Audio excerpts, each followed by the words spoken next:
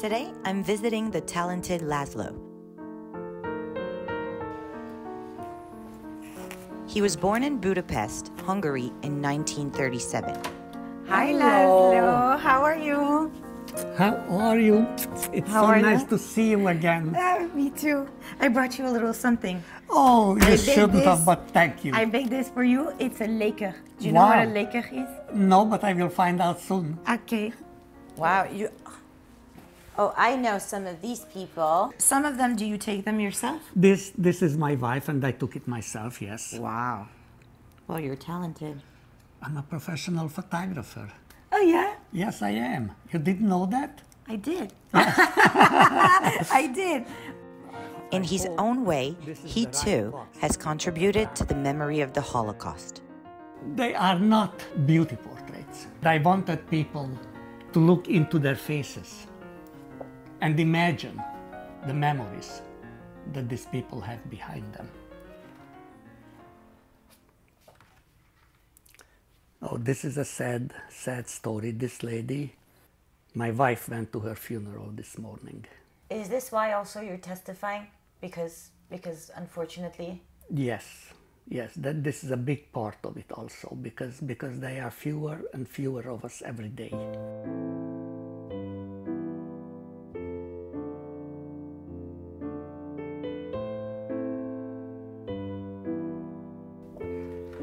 And that's me. And as you can see, I did not spare myself either. Lazlo has a twin brother. So that's you That's right me. here. That's me. And that's my twin brother, Rudy. Unlike most twins, they remained together the entire time of the war. I was very little at the time, but I recall my mother sitting in our living room and sewing yellow stars on our clothes, because the law in Hungary at that time was that all Jews, regardless of age, have to wear a yellow star on their clothes. So when we went out on the street, everybody could clearly see that there goes a filthy, lousy Jew, because that is the way that people thought about us. And after our playmates came to us one by one and told us that they cannot play with us anymore because the parents forbid them to play with Jews. I remember being out there one day with my brother wearing our yellow stars, and a man looked through the gate and saw us playing there and started screaming at us, "Lousy Jews, wait until I get my hands on you," and he started rushing us. And both my brother and I, we ran screaming back to our apartment, and there was nothing our parents could do about it. And that, I believe, is when the fear started. That was, I think, the first time that I realized as a kid that there are people out there that wanted to hurt me. And that fear has not left me for many, many years. In 1944, Lazlo and his family are relocated into a designated Jewish house in terrible living conditions. We were terrified because we looked out the window and we saw that the day the Jews could go out, what they did to them. What did they do to That them? young Nazis just surrounded this old man, and they started pushing this man between them from side to side and hitting him, kicking him, spitting on him. He had, I don't know whether it was an onion or a potato, I don't know. And the old man dropped it, and this onion or potato rolled out, and one of the Nazi thugs just slammed his boots down on it and smashed it. And the man was crying. And they couldn't explain to us. We asked our parents, what did this man do? Why did they do this to him? There was no explanation. They could not. The explanation was you're not allowed to go to the window anymore and look out. That was the explanation. Once the deportations started, and this was pretty late in the Holocaust, and by that time, I am sure that my parents were aware of what's going on in the camps. In the concentration In camp. the concentration camps. And I strongly believe that they knew about Dr. Mengele. He loved twins. For Mengele, it was a very good control mechanism to see if he does something to one twin, what happens to the other. Or if he does something to both of them, which one heal better or faster, or crazy experiments. It was the medical experience. On twins. On twins. And my parents were very much afraid that if we get deported, that would happen to us. Desperate to keep their twins safe, Lazlo's parents made the difficult decision to send them into hiding after changing their names. This plan leads the twins to the small shop of a lady who is a member of the Nazi Party. My name was not always Sally. When I was born, my name was Schwartz. So as little kids, we were warned never, ever to tell anybody our real name. And this girl that worked for her she figured out that something is not quite kosher here. Mm-hmm. And she kept asking us, little kids, for our real name. And we would not tell her. Except one day, she came to me with a piece of candy. And she offered this candy to me if I tell her my real name. And I wanted that candy. I wanted it real bad. And I did tell her. And my aunt overheard this from behind the counter. And she ran out like a mad woman and threw the girl out of there. Immediately fired her. And within 5 minutes, we were on our way back to our parents and to the designated Jewish house and perhaps to wait for the deportation. Only because had they found out that she's hiding 2 Jewish kids, they would have killed her on the spot.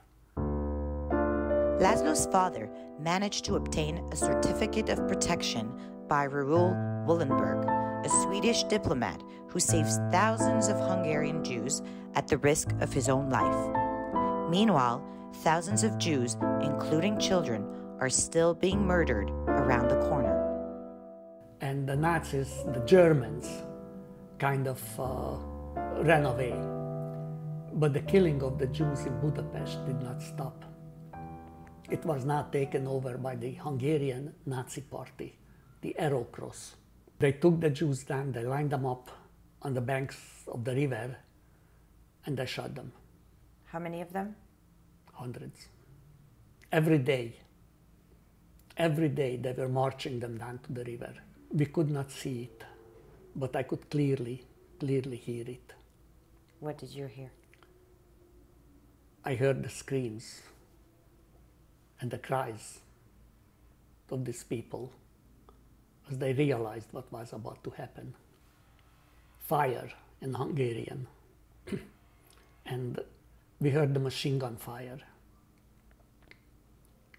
And we knew that all these people were dead. Because of the silence after. Because of the silence afterward. And we also knew that sooner or later it will be our turn. And then one day they did come. And they came into our building and they told us that tomorrow morning we all have to be lined up in front of the building. Anybody who stays behind will be shot on the spot. And that was the worst night I can remember in my life. The women were all crying, hugging their children. The men were huddled together praying. And we hoped that morning would never come.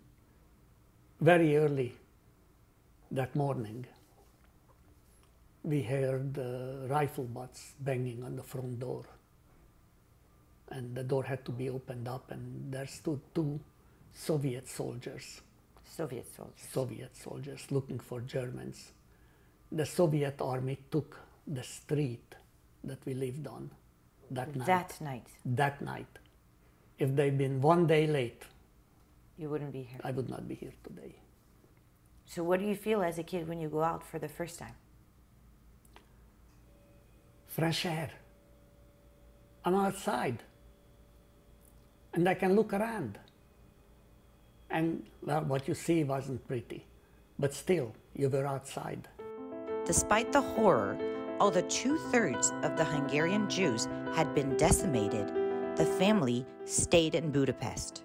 In 1956, during the chaos of the Hungarian Revolution, Lazlo and his brother escaped and made their way to America. Bremenhaven, Germany, which is a seaport. And at that port, there was this American old World War II troop ship. And they jammed up a couple of hundred Hungarian refugees who were going to America, and they put us on this ship. And this was the first time we saw the ocean. I mean, everybody talks about, you know, when you enter the harbor in New York. Do you recall how you felt? Oh, yes. Oh, yes. They told everybody that we're going through the harbor and there is the Statue of Liberty. And we were all up on deck. And it was an incredible... I still get choked up. To see this statue and knowing, wow, I'm in America. It was a dream that was not possible ever. You couldn't even think about it in your wildest dreams, that one day I will be in America. And here we were. He finally reunites with his parents 5 years later, after the Hungarians agree to let them flee the country under one condition. They had to give up their retirement allowances. What was the hardest thing for you to bear during the war? Wow. Fear, pure fear for years. It's not easy to get rid of. Are you still having nightmares? No more. No, I don't have nightmares anymore. You know, since I started talking and sharing my experiences. When did you first tell your story? I didn't tell my story to anybody until about 4 years ago. That recently? My wife heard the story the first time when I told the kids on the March of the Living. You had never spoken to your Never. wife, never spoken Never. to your kids? Afterwards, she came to me and she said, "What kind of a man are you? That you have this story and you never said a word about it to me. I'm your wife." Never told your kids? Never. Never. I had no reason to. I did not want to remember. I did not want to recall. It was something that happened to me in the past and it should remain there. What is your goal when you teach these kids about the Holocaust? My goal is that they know the dangers of what can happen if they are not careful. They have to get involved. They cannot be bystanders. And I try to tell them that my voice is fading and pretty soon it will be silenced for good. And it is now their turn to speak out and to tell the world and to tell everybody that this is possible. It can happen again. Be careful.